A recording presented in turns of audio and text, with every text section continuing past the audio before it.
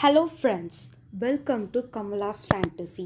இன்றைக்கி நம்ம என்ன பார்க்க போகிறோம் அப்படின்னா, சப்பாத்தி ரொட்டிக்கு ஏற்ற மாதிரி ஒரு சிக்கன் மசாலா ஃப்ரை பார்க்க போகிறோம். அது எப்படி செய்யலான்னு வாங்க வீடியோக்குள்ளே போகலாம்.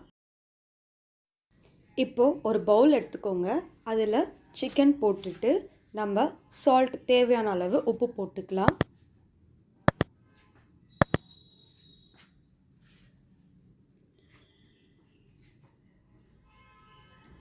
அதுக்கப்புறம் ஒரு ஃபுல் லெமன் எடுத்து நம்ம நல்லா பிழிஞ்சிக்கலாம்.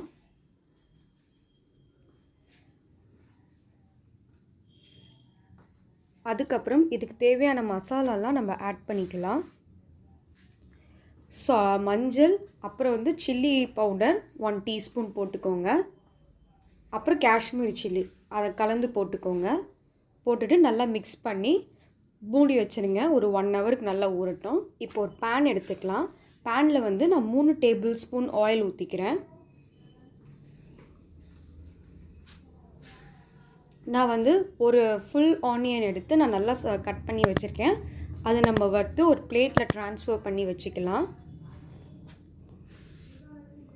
நல்லா ப்ரௌனிஷ் ஆகிற வரைக்கும் வறுக்கணும். கோல்டன் ப்ரௌன் ஆகணும். இந்த மாதிரி இப்போ செகண்ட் ஸ்டேஜுக்கு வந்திருக்கு. இப்போ இந்த மாதிரி ஃபைனல் ஸ்டேஜுக்கு வந்த உடனே நம்ம வறுத்து ஒரு பிளேட்டில் ட்ரான்ஸ்ஃபர் பண்ணிக்கலாம்.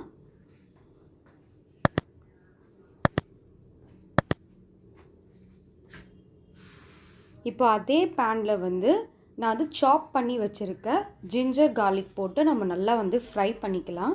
கொஞ்சம் லைட் ப்ரௌன் ஆன உடனே நம்ம அதில் சிக்கன் ஆட் பண்ணிடலாம். இந்த மாதிரி 1 ஹவர் ஊற வச்சோம் இல்லையா, அந்த சிக்கனை நம்ம ஆட் பண்ணிடலாம்.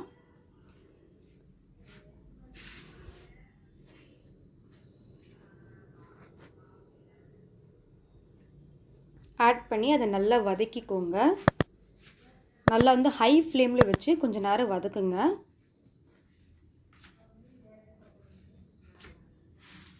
இந்த மாதிரி நல்லா வதக்குனதுக்கப்புறம் நம்ம மூடி வச்சிடலாம். கொஞ்சம் நேரம் நல்லா வேகட்டும்.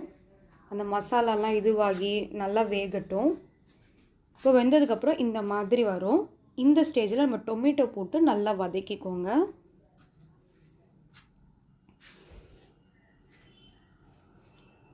இந்த மாதிரி வரும்.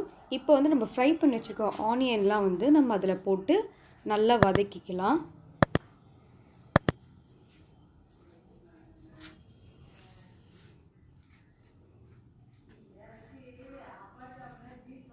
வதக்கினதுக்கப்புறம் நம்ம அந்த மசாலா ஆட் பண்ணிடலாம். நான் 1 ஸ்பூன் கோரியாண்டர் பவுடரும் கரம் மசாலாவும் போட்டு நான் நல்லா வதக்கிக்கிறேன்.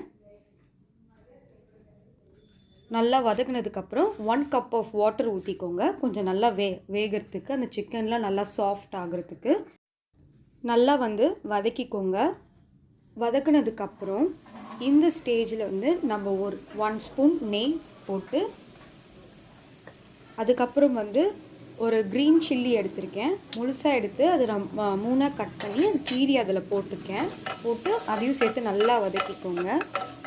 நல்லா வதக்கினதுக்கப்புறம் வதக்கிட்டு இப்போது ஃபைனல் ஸ்டேஜில் நம்ம கொத்தமல்லி போட்டு அதையும் லைட்டாக வதக்கிட்டு நம்ம சர்விங் பிளேட்டில் வச்சிடலாம். நீங்களும் உங்கள் வீட்டில் இதே மாதிரி செஞ்சு என்ஜாய் பண்ணுங்கள். Until then bye from Kamala's fantasy. Tata.